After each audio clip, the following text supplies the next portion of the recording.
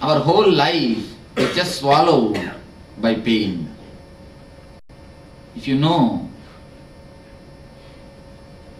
have heard of the concept of pralaya. Pralaya means the destruction, total destruction of the earth. The real pralaya which happens to our life is nothing but the pain. Pain is the real pralaya which happens to our life. Just see, it starts with the pain of your birth. The excruciating pain which you have to undergo at the time of taking birth. Because you need to cross a very small passage. Such a big body has to come out of a very small passage. Excruciating pain. You actually enter into coma and come out.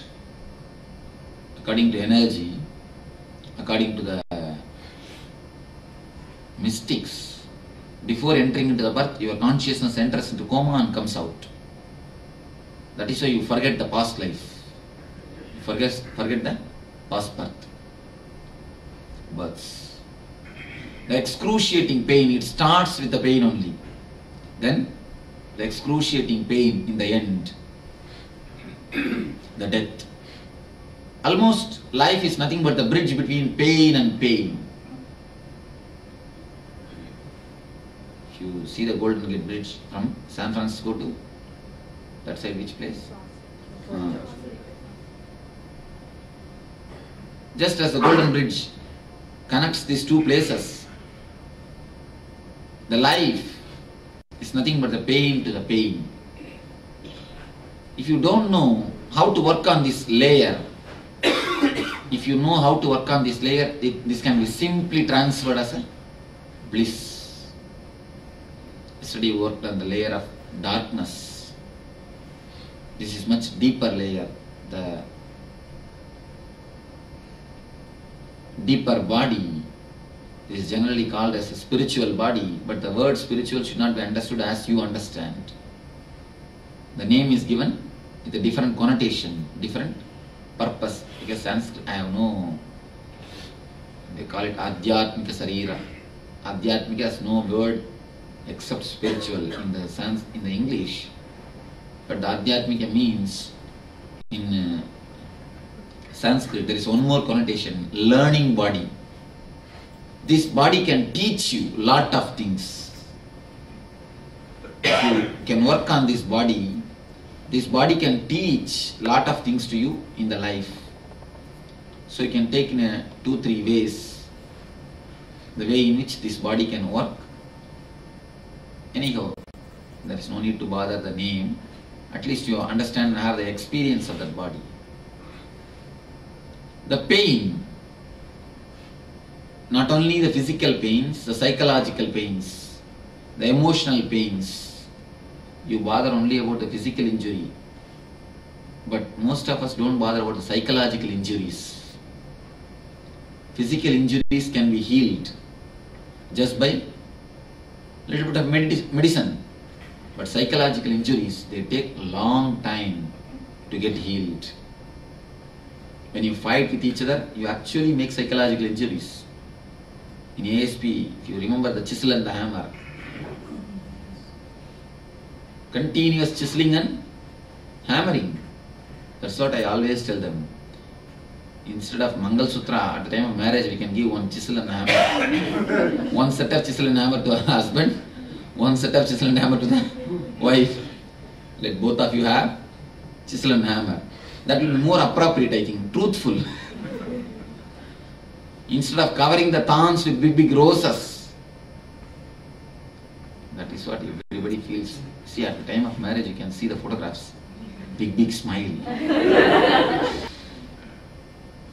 The body, pain body.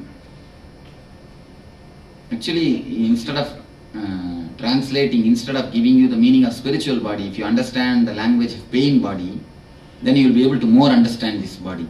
This is actually related. What you understand as a pain, only used in a Sanskrit term as a teaching. If you see the pain from a positive angle, it can teach you 1,001 things. There is a thing you need to understand. When the Kali took birth, when the Kali age, the age of darkness, when it happened to the world, all the sages and rishis are praying to the Lord. Oh Lord, now the Kali age is entered. Enlightened masters will not be available to the society. Living masters will not be available to the society. Only very few will be there. Then how can society maintain the equilibrium? How can we save the society? How can humanity be saved? Only with living masters' grace people can learn and they can live out according to the spirituality, according to the real life. Now the Kali has entered. How can the people be saved? Who will teach them? Where is the master? Then Bhagavan assures, don't worry, I'll teach the whole world continuously in the form of pain. Whenever a pain happens to you, if you look at it, either physical or psychological or emotional, any pain,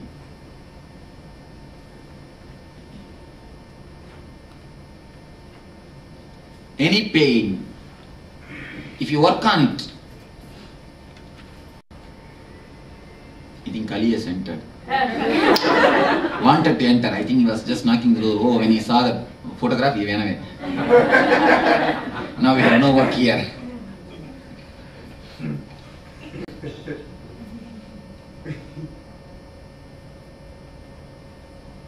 Whenever the pain happens to you, you can see, if you approach the pain with a welcoming mood, with a love and a mood to look into it, you will see it will become a great teacher. It can just teach you and it can transform your life. Let us work on the pain body. So start from the pain of your birth. Of course, you do not know, but you underwent. Start from the pain and whatever, go and search as deeply as possible. You can remember even to the limit of age 1. Age 1 your memory can travel, not more than 1. First 1 year your memory cannot travel, but till the age 1 your memory can travel.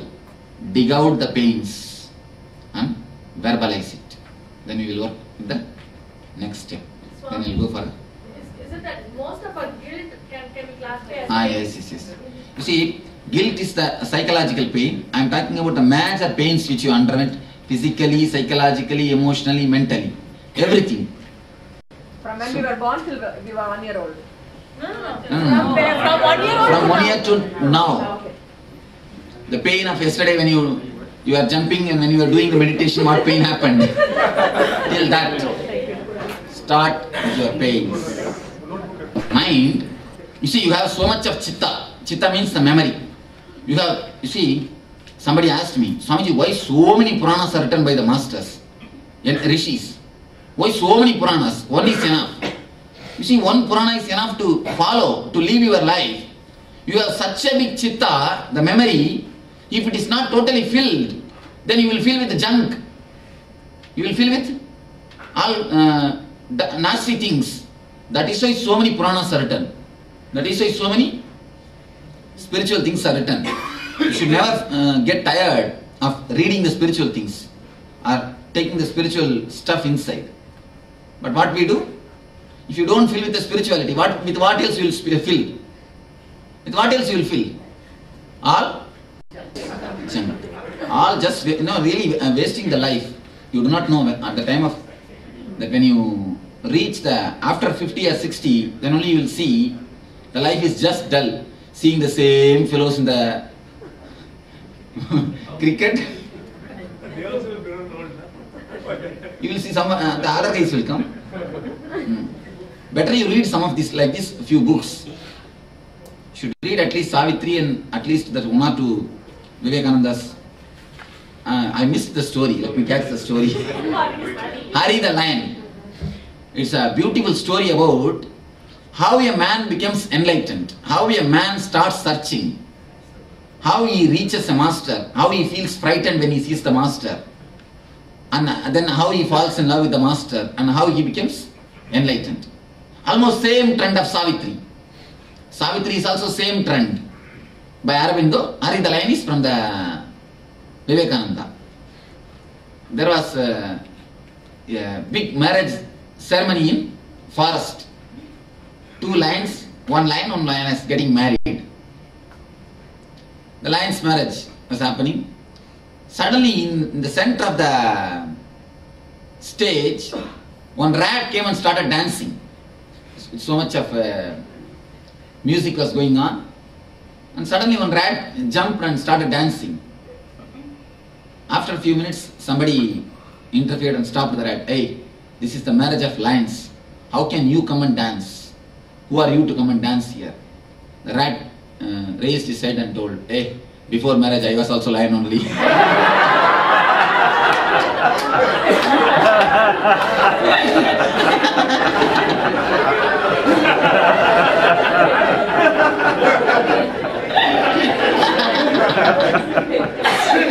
All right. Now you go for your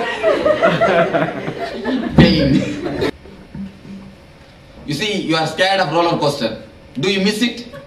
That is the same way.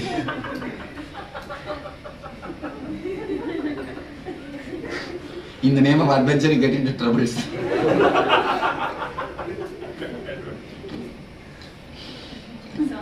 You see, why I am asking them, everybody to share, it can teach you a lot. When she said, my father abusing the mother physically, you can understand what all the things affects so many other persons. Then if you are a mother or father of some kid, never do it in front of your kids. Never do it if you are really intelligent. At least half intelligent. Don't do in front of the kids. Anything related to the scold, the deep wounds, if they are there, in the childhood life also, even a small scolding, small firing can create the whole memory, can bring the whole memory back. That is the reason. You see, if the pain doesn't teach you, you will have continuously pain. If you learn from one pain, you will never have any more pains. Continuously existence is teaching you. Existence is the greatest master. People ask me, Swamiji, when you are gone, what will we do? I tell you, just as Krishna assured in Bhagavata, I will be there in the forms of pains to teach you. Whenever pains come, understand, Master's words are coming. Listen properly, with open ears. You will see the pain will teach you, will transform your life. Every pain teaches you. If you don't learn the lesson, if you are insensitive, deaf, if you simply don't learn, you continue to live in the same pain. Swami, why is it sometimes I feel people get joy by giving me pain? No, that is true actually. When you are filled with pain, you have nothing else to offer. So you naturally feel relaxed, relieved. It is not even a joy, they feel a sort of comfort when somebody else is also suffering. Sadistic approach. One thing, if you don't let them have their journey, you will be possessing them. See, each soul has got their own journey. Each soul has got their own way. It is just accidental, they give birth to you.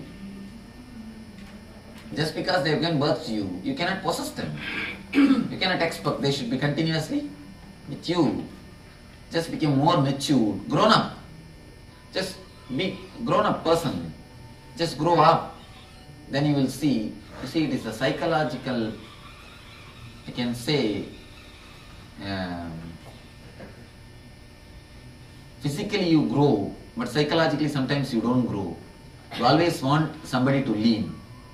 You want somebody on whom you can lean. And even the concepts of God the Father, God the Mother, they are all extensions of the desire to have continuous eternal Father and eternal Mother. Even those concepts are nothing but the projections of your mind.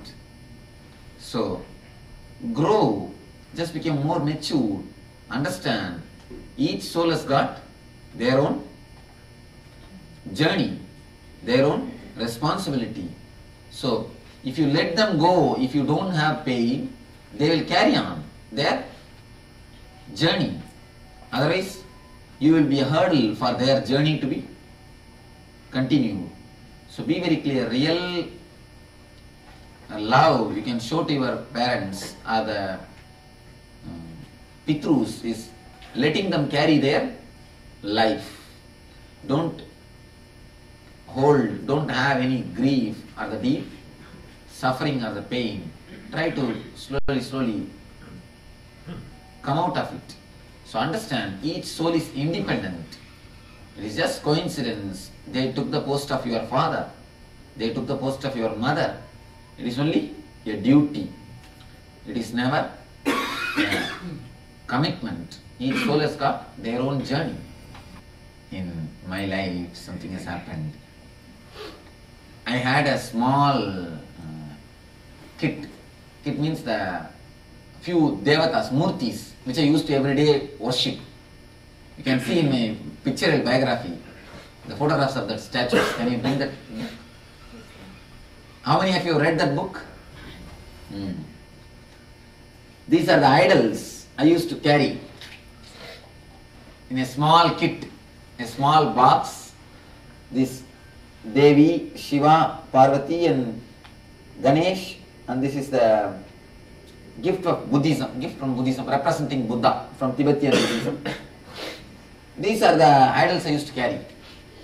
Wherever I go, for more than 8 years, from the age of I think maybe 6 or 7, I started doing the puja. Wherever I go, I'll carry the small kit. Morning, early morning, I'll do my own way, the puja. Then only I'll go for my breakfast. The whole family went to Tirupati. Maybe when I was 10 year old, 10, 12 year old. Wow. Early morning, as usual, I got up 3 o'clock from my bed and started doing my puja. We have to stay in one room. It's like a cottage. So I switched on the light. The puja was going on. Ringing bell and all the sound was going on. One of my relative, very close relative, they call it Sittappa. What is the Sittappa's word? Uncle. No. Mother's sister's husband. Uncle. That guy is very much annoyed, and he started lying in the bed itself. He started shouting, "Throw this fellow out!" Something like that. He was shouting at me. I was just keeping quiet and doing the puja. He suddenly said, "Throw that vigrahas also outside. Throw that murtis also outside. Then only this fellow will keep quiet, disturbing all our sleep early in the morning." I didn't do anything. I simply got up from my seat. He was lying down. I went and just cut his throat. He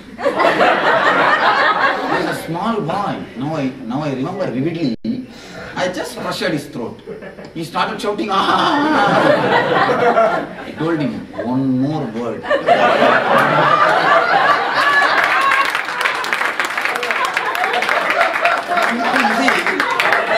Somehow he did not make a wound for me. I just got up from my seat. As long as he was firing about me, I didn't bother anything. I was just continuing my puja. When he told something, "Throw the vigrahas out," I simply, very silently, calm way. I opened the third eye. Polite way, I got up from my seat, went and pressed his throat. Just one. That fellow is totally frightened because nobody has seen me wild. Nobody has seen me violent. They have seen me very soft and simple. Just one press. That's all. Then never, after that incident, never anybody, any comment about my puja or the rituals. So it all happens.